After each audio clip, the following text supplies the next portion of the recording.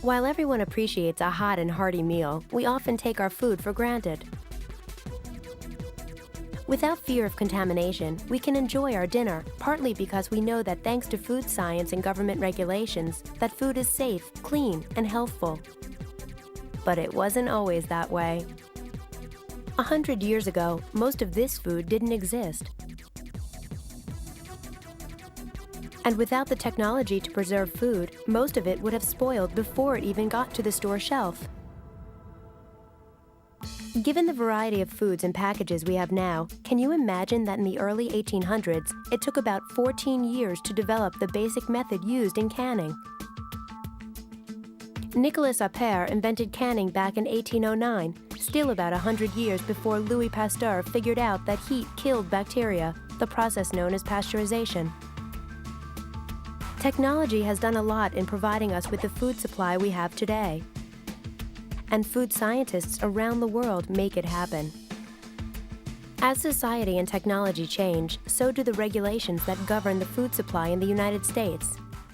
At the turn of the 20th century, the industrial age was in full swing, and the mass production of food was a growing enterprise.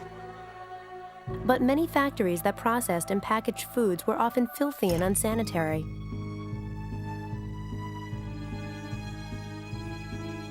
In 1906, the writer Upton Sinclair published The Jungle, a novel about the American meatpacking industry.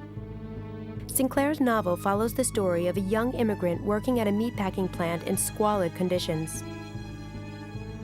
It is based on Sinclair's own experiences when he spent 7 weeks investigating Chicago's meatpacking plants. While his main target was the industry's appalling labor conditions, people were most outraged by the filth and contamination in American food that his novel exposed. Although the U.S. Department of Agriculture had been established in 1862, on its publication, The Jungle caused such an enormous uproar that Congress passed legislation that included the Meat Inspection Act and the Food and Drugs Act of 1906.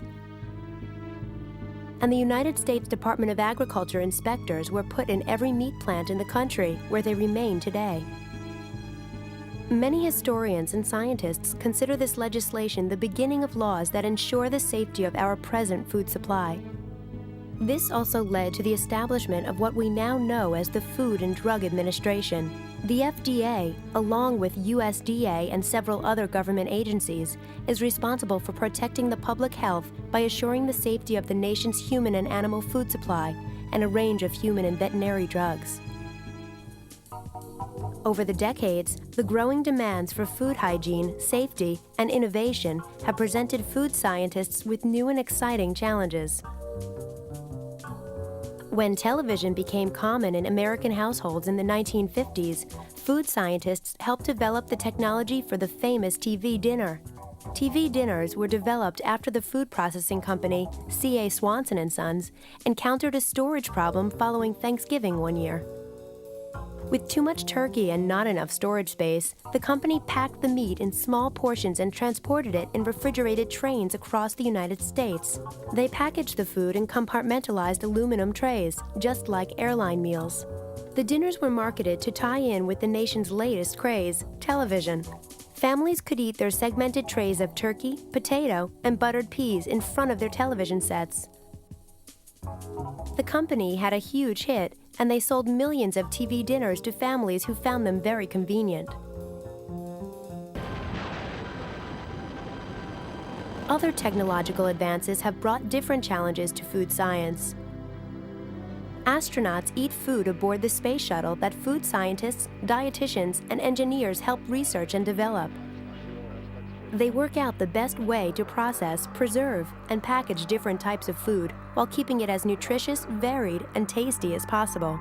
And how do you handle crumbs in zero gravity? The relationship between food and health has always been strong, so food fortification has become big business. Take a look at your breakfast table. The orange juice, cereal, and milk most likely contain a wide variety of added vitamins and minerals intended to increase their nutritional value. Many foods are fortified or enriched with vitamins and minerals that replace nutrients lost or degraded during production.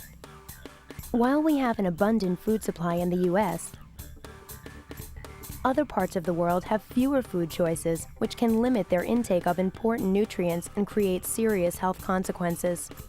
For example, vitamin A deficiency often leads to blindness in children. Advances in plant biotechnology have helped rice and other staple foods to contain sufficient amounts of vitamin A to prevent debilitating conditions. And food scientists are the brains behind it all. This discipline uses engineering, biological, and physical sciences to study the nature of food, the causes of its deterioration, the principles of food processing, and the improvement of foods for public consumption.